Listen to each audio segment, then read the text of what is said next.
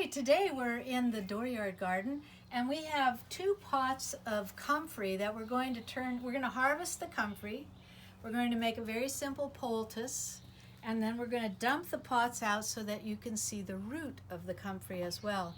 This year the geese ate all of our comfrey in the garden, so we don't have any tops, but we just put these down in pots last fall, and so we happen to be able to do this video with you with comfrey.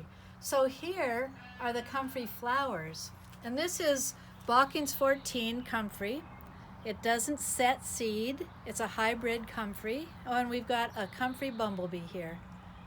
The flowers tubes are too long to be pollinated by bumblebees buzzing Sally. So the tubes are too long to be pollinated by honeybees. So the bumblebee actually inserts the proboscis through the tube into the stamens to pollinate this plant, which doesn't matter anyway because they're not going to set seed. So the first thing I'm going to do is cut. Now this is actually in full bloom, so we've lost a lot of the moisture in the leaf. It's fairly dry right now, and I'm going to cut off the tops of the comfrey, and we're going to set them over here to make our poultice. That comes later. We're going to harvest these leaves as well. And there's 2 pots here. We're just going to do this one pot. Here's a baby one. These were several pieces of root cutting last fall when we made these pots. We just stuck in root pieces. So when we dump it out right now, it'll be interesting to see. I'm going to actually cut it down just a bit more so that we can get in here without too much flailing.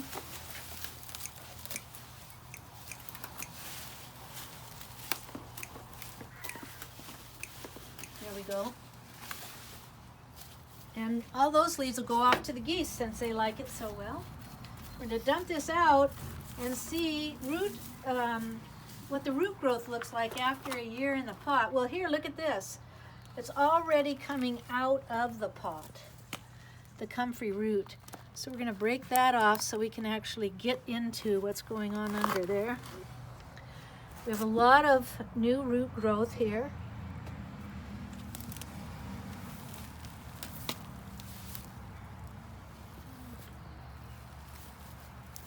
Opening it up. This is a great way to grow comfrey so it doesn't get away in your garden. Keep it in a pot, and normally I'd let it grow in the pot for 2 or 3 or 4 years before harvesting, but here's how you can get the roots out. These roots are not very big yet. They're really great. If we were going to transplant this in the garden, we'd have a very vital start to the comfrey.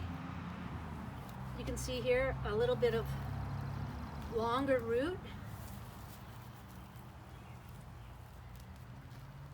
But the thing with the comfrey is any piece of this root that's left in the ground will start a new plant. That's why it is such a vigorous plant and somewhat of an obnoxious plant in gardens where people don't know the growth habit of the comfrey. So that's what you can do to start one. You can divide it and put pieces of root clump like this into a new spot in the garden. Or you can just take a piece of the root, and truly just a piece of the root like this. You can see it right here. This one little broken part of root is growing new root. An incredible cell proliferator. So that's the ground part of comfrey. Now let's do a really simple poultice. So we're just using the leaves today. The stems are too tough. They would have to be boiled to break them down so that they could go into the blender without wrecking it. So I got flexibility here so I can put that in.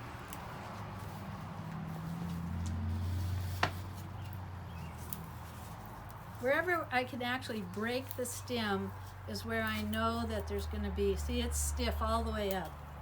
So we're just using leaves and buds for our poultice.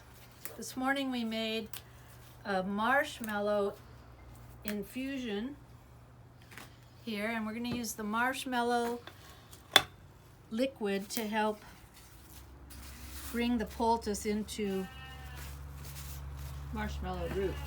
Marshmallow root infusion, yes, thank you. All right, so we're chopping the comfrey leaves into smaller bits, and the flowers are in here too. Why would we want a comfrey poultice? Really wonderful for any kind of injury to the skin.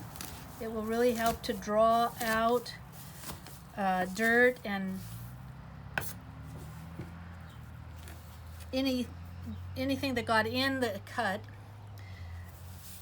It helps to clean the wound by drawing. It's the astringent quality of the comfrey. It softens the tissue, the emollient quality of the comfrey. So now we're going to put in the juice, just a bit of the juice of this marshmallow, and I'm actually going to put some of the root in here as well, because you can see the marshmallow is quite viscous. The mucilage that it makes really helps soothe whatever's getting treated.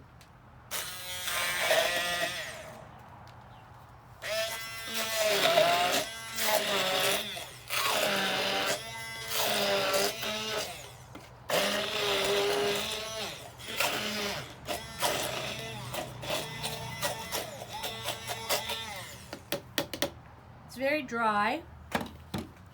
Cooking this would have made it work better, but we're just going to add a little more liquid and keep going at it. It's going to work out just fine. Could you have just poured boiling water over it? I could have poured hot water over the leaves, and that would have helped to soften them as well. That's right, Sally.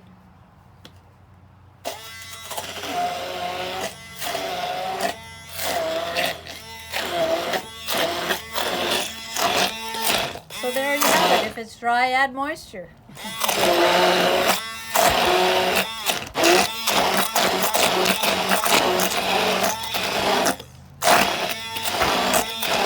All right. Now we're just going to put it into the poultice cloth, and this is just a piece of old sheet.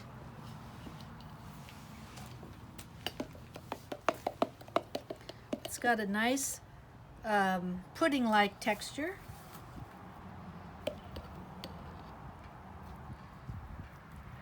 Cuts, bruises, scrapes, sprained ankles, all can be treated well with a comfrey poultice.